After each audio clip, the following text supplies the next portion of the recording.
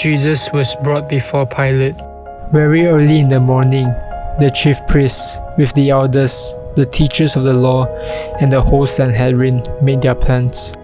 So they bound Jesus, led him away, and handed him over to Pilate. Judas hanged himself. When Judas, who had betrayed him, saw that Jesus was condemned, he was seized with remorse and returned the 30 pieces of silver to the chief priests and the elders. "I have sinned," he said, "for I have betrayed innocent blood." "What is that to us?" they replied. "That's your responsibility." So Judas threw the money into the temple and left. Then he went away and hanged himself. The chief priests picked up the coins and said, "It is against the law to put this into the treasury, since it is blood money." So they decided to use the money to buy the potter's field as a burial place for foreigners. That is why it has been called the field of blood to this day. Then what was spoken by Jeremiah the prophet was fulfilled. They took the 30 pieces of silver, the price set on him by the people of Israel, and they used them to buy the potter's field, as the Lord commanded me. Jesus before Pilate. Then the whole assembly rose and led him off to Pilate, and they began to accuse him, saying, "We have found this man subverting our nation.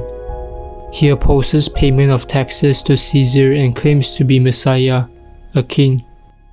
So Pilate asked Jesus, "Are you the king of the Jews?" "You have said so," Jesus replied.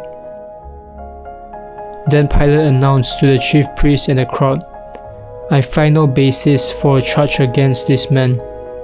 But they insisted, "He stirs up the people all over Judea by his teaching. He started in Galilee and has come all the way here." On hearing this, Pilate asked if the man was a Galilean. When he learned that Jesus was under Herod's jurisdiction, he sent him to Herod, who was also in Jerusalem at that time. Jesus before Herod.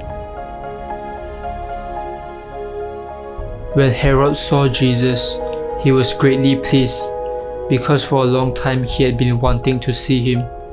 From what he had heard about him, he hoped to see him perform a sign of some sort. He plied him with many questions, but Jesus gave him no answer.